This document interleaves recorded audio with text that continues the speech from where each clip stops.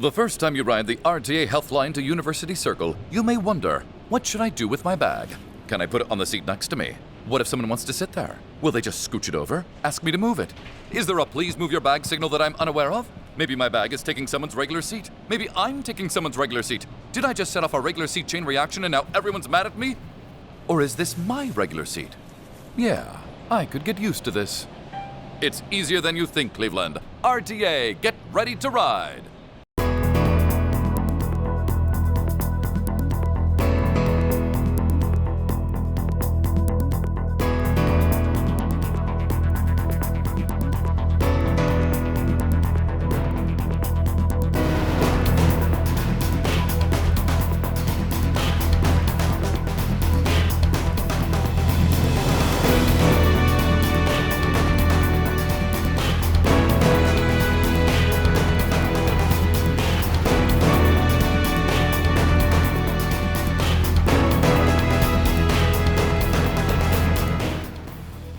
Thanks for tuning in to TV20's Weekly News Wrap-Up. I'm Leah Haslage.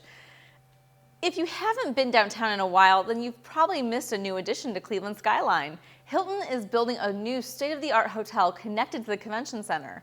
As the final beam was set to go up, a ceremony was held to commemorate the event. TV20 reporter Dan Monroe was there and has more. Construction workers are currently in the process of building the new Hilton Hotel that will connect to the convention center. The project represents the beginning of a huge financial benefit for the city, but don't just take my word for it. The convention center and hotel will deliver hundreds of thousands of out-of-town visitors and millions of dollars in economic impact to Northeast Ohio. A ceremony was held on Mall B next to the hotel to commemorate the raising of the final beam. Local dignitaries were on hand to give their remarks, including City of Cleveland Council President Kevin Kelly. Now I look back on which once was an uninspired, nondescript piece of real estate. Now we have a beautiful, iconic symbol of the progress of the city of Cleveland. And I think we're going to have this for many years to come. It is just a fantastic symbol of what we've all done together. Speaking on behalf of Mayor Frank Jackson was Ed Ripka, the Chief of Regional Development for the City of Cleveland. It's truly exciting times in the city of Cleveland. The mayor, again, regrets he can't be here, but wanted me to specifically congratulate Mr. Fitzgerald, but also our present county executive and our county council for, one, getting a project done on time, on budget, but then, as the evidence indicates, has been inclusive and important part of our economy in the city of Cleveland. I caught up with Chief Ripka, who was very excited about the jobs and the tourism that will be brought into the city thanks to the Hilton. I've had people in the travel industry tell me that Cleveland now is attracting such as the Hilton, which is an international name, an international brand. We're attracting those kinds of hotel flags to Cleveland, which catches the eye of that traveling tourism industry. And again, I think it's going to be an industry that continues to grow and offer jobs for Clevelanders to be working in. Ceremony attendees signed the beam before it was to be raised up to the top of the hotel, but Mother Nature had other plans. It was too windy for the crane to safely raise the beam, so it will be put up at a later date. Outside the new Hilton Cleveland downtown, for TV20, I'm Dan Monroe. The new hotel is scheduled to open by June of 2016, just in time for the RNC to come to town. Every year, Administrative and Presiding Judge Ronald B. Adrian of the Cleveland Municipal Courts gives out an award in his name to honor those who volunteer and have given back to the community in a very special way. The whole purpose was to just try to let the people who were giving of their time and their effort and their expertise an opportunity to know that we appreciated them. This year's winners came from an organization that was created shortly after Judge Adrian sat on the bench. The Ronald B. Adrian Award goes to, well, this is embarrassing, us, Court Community Service, to our volunteers. Thank you. Phyllis Melnick, a volunteer with over 25 years of service to Court Community Service, accepted the award on behalf of all of the volunteers. I am very, very happy to accept this award on behalf of all the wonderful people, past and present, living and no longer with us, who donated so much of their time and efforts to make this agency the remarkable agency it is. Since 1985, the volunteers at Court Community Service have logged an estimated 7.5 million hours of work, saving our community more than $60 million. Congratulations to all the volunteers from all of us here at TV20. One thing every child needs is a solid mother or father figure to mold them into well-adjusted adults. Sometimes children don't have those loving figures in their life, but there are foster parents. Being a foster parent can be the opportunity for you to be a hero and give a young boy or girl the stability and love they need. Here's TV20 reporter Dan Monroe with more. The staff of the Murtis Taylor Human Services System teamed up with the East End Neighborhood House to hold a gospel fest at the Harvard Community Services Center. There was singing, dancing, and praise, but the goal of the event was much more than that. It was about gathering people together to let them learn about foster care and adoption. Let them know that we have families that we have children that need families at all ages. And we service, the three agencies service, work through Cuyahoga County within our neighborhoods, trying to keep the kids that may get in trouble, may need families. And that's what we need, families to open up their homes for kids in foster care and also to be adopted. Rachel Red Cross of the East End Neighborhood House is looking for a few good families. We are looking for families that would like to adopt children. We have a lot of children that are in county care. They would love to have a home, a family, be able to go to church, nurtured, and be loved. So if you know of anyone, if you're interested, you can call East End Neighborhood House, Murtis Taylor, Mount Pleasant, or Harvard Community Services Center. Former foster care child Taraya Joseph says being adopted was the best thing to happen to her, though it wasn't easy in the beginning.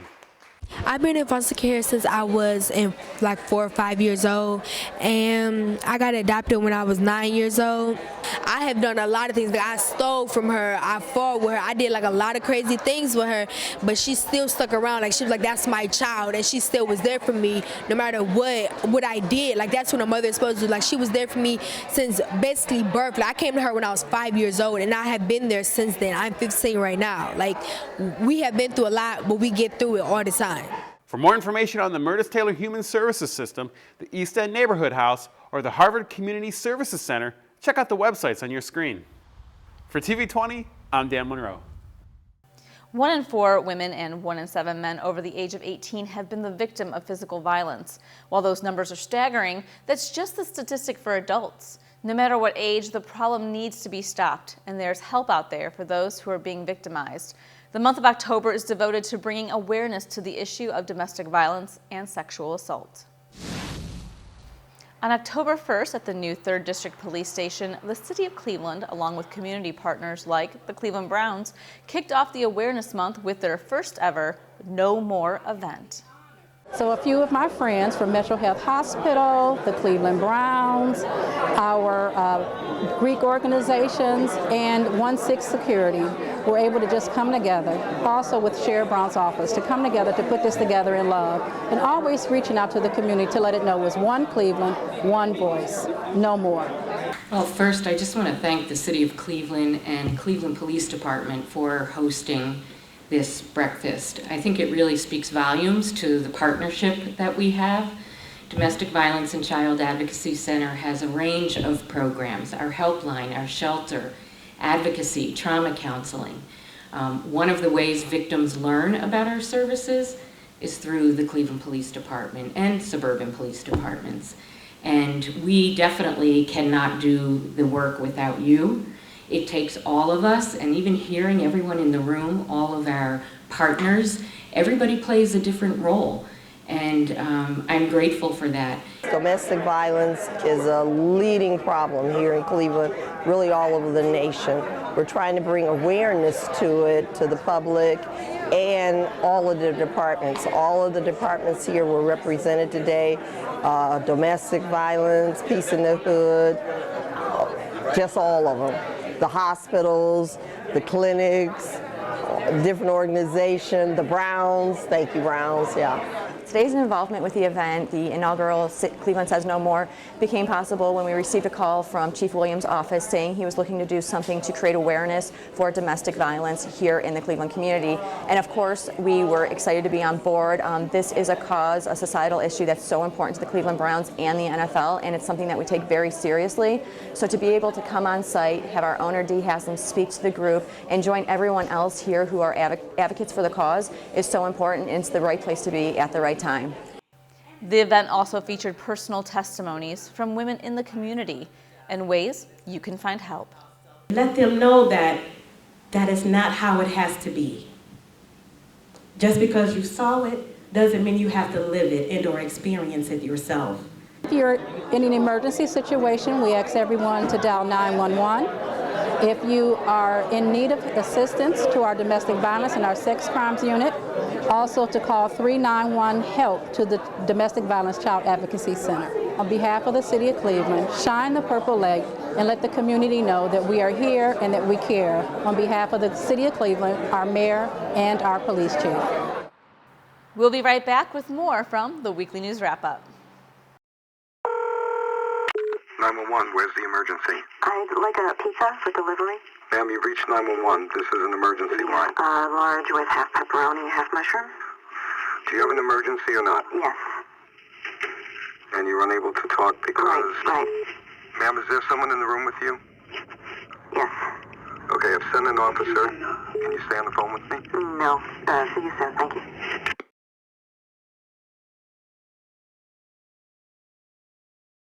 The College Now Resource Center is here to help adult learners and traditional students achieve their educational goals. 65% of open jobs in Ohio require higher education, but only 39% of adults have at least an associate's degree. I knew what I wanted to do, but I didn't know how to get there.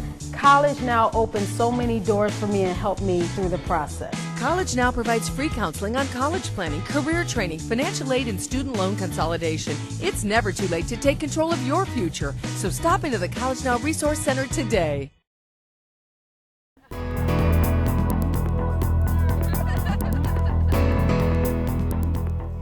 Slavic Village is one of the oldest neighborhoods in the Cleveland area, and where I grew up. It's rich in culture, diversity, and tradition. A party was held at the Trailside Slavic Village development to celebrate the community and to honor those who have contributed to its transformational efforts.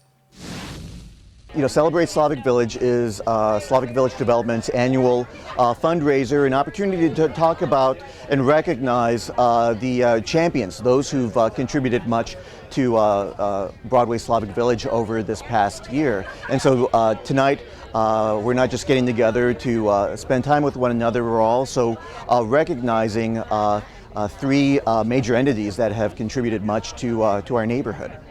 It was a fun party, complete with food, drinks, and lots of mingling. Everyone at the party was there to support and celebrate Slavic Village. For example, we're right here in the shadow of Third Federal Savings over at the Trailside Slavic Village development, where we're just about to sell out the first phase of homes. Folks can live in the city in a beautiful new home right off of the Morgana Run Trail for just around $100,000, and that gets you a 2 to 3 bedroom house with a garage and a really wonderful quality of life in the city of Cleveland. 3 partners were honored for their transformational contributions to the Slavic Village area. The Cleveland Orchestra for hosting their At Home in Slavic Village residency program. Cuyahoga County Prosecutor Timothy McGinty for directing $250,000 towards demolition funds for the area. And the Cuyahoga Land Bank for assisting with acquisition of key properties in Slavic Village. If you want more information about Slavic Village, there are several places you can go. You can come to our website, slavicvillage.org. You could friend us on Facebook. Just search for Slavic Village, and we're the first ones to show up. They can follow us on Twitter at twitter.com/Slavic Village. Basically, we're here, and we're just going to continue marketing the great things that are happening. Growing up as a kid, superheroes are pretty much role models. They protect the world from evil villains, and they are the symbol of justice and doing what's right for the greater good. Marvel Universe Live made a special visit to the Cleveland Clinic Children's to transform the activity room into a superhero zone for the inpatients to enjoy. Man, it's been fantastic. We've seen a lot of great kids here at Cleveland Clinic Children's, and you know, they're having a blast. They're coloring shields. They're putting stickers on stuff. They've got their Hulk mitts, you know, ready to go. So it's been a blast. They're having a really great time. The Shields for Kids program is a great way for Marvel to give back to the community. Kids get a chance to design their own shield, interact with the characters, and pretend to take on superpowers like their favorite superheroes. You know, they'll say, Iron Man's my favorite. Oh yeah, I love him so much. And then they'll point at Wolverine and be like, oh, but he's real good too. And then there's Captain America. I love him. And oh man, there's Thor. I didn't even know. Where's a hammer? I want a hammer. And so it's just, you know, the enthusiasm it keeps building and building and building. Dr. Stewart of Cleveland Clinic Children's Hospital spends significant time with these children on a daily basis. So he knows how big of an impact a visit like this is for the children. Events like this are amazing for these kids. I mean, regular, normal kids are going to go crazy when they see superheroes, but these kids are in a hospital, and you know, there's nothing normal about their lives right now. So any chance they can get back to being kids and totally forgetting about the fact that they're sick and they're not at home and they're not with their friends changes not just sort of their day, but changes their whole sort of you know, behavior towards being sick and being hopeful and trying to get back to normal. Reporting from Cleveland Clinic Children's, I'm Christian Patterson for TV20. We are Cleveland. The men and women of our safety forces who have given their lives so that we may be protected were honored at the 14th annual Cleveland Heroes Run in Cleveland's West Park neighborhood. We honor you, we honor the sacrifice you made, and we honor the families and the survivors. Because I woke up this morning and I thought, oh, for the love, it's early. And I put 2 feet on the floor and I thought, I'm going to do it in the name of all these officers and firefighters who go to work every day to serve without the guarantee of coming home. The annual race is open to people of all ages. Proceeds from the event benefit the West Park Cleveland Police and Firefighters Memorial Scholarship Fund. For more information, visit westparkmemorial.org. We're here today to put an end to Alzheimer's forever. If you want to put it to an end forever, let me hear you say, oh yeah. Oh yeah. Cleveland, Ohio, one more time, say, oh yeah. Oh yeah.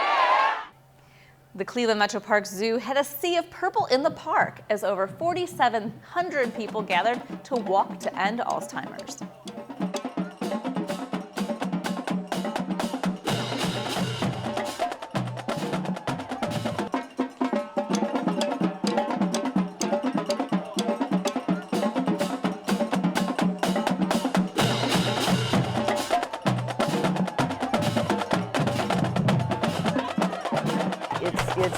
It's a lot of fun. It's a 3-mile walk with also a 1-mile sort of shortcut.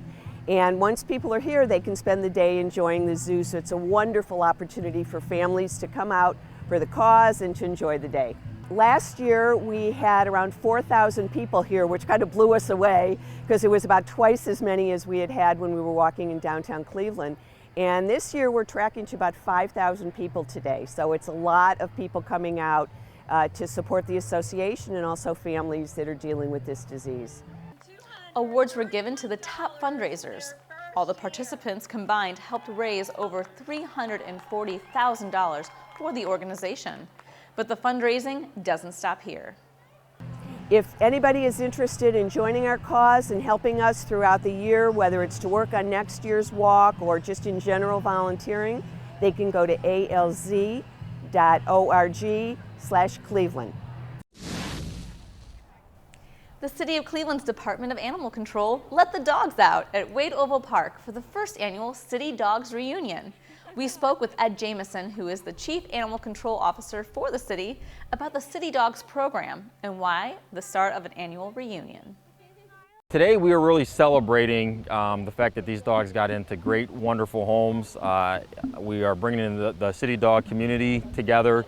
This is something that we hope to build on. But today we're going to do we have some contests, we have some announcements about some things that are going on, but the main goal here today is really to celebrate these dogs and that they're into great loving homes now.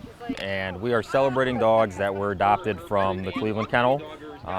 We just this year started the City Dog program, but any dog that has been adopted from the kennel is considered a City Dog.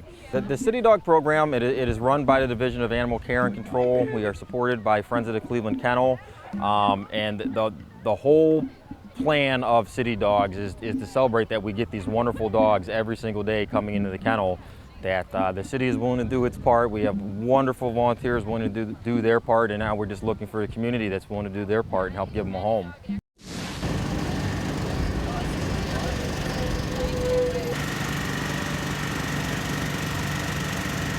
Thank you.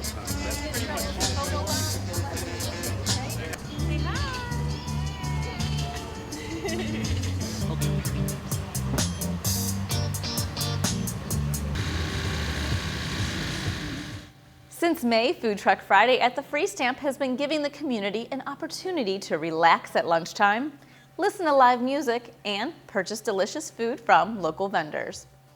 Mayor Frank Jackson came out to meet the owners of the food trucks and those that were just enjoying the afternoon hotspot. There are only a few more weeks for you to check out Food Truck Friday this season. The last day will be October 16th. To learn more, visit their Facebook page at facebook.com/FTF-Cleveland. If you would like to see more of these stories in their entirety, tune into TV20's Around Town and check our schedule for times.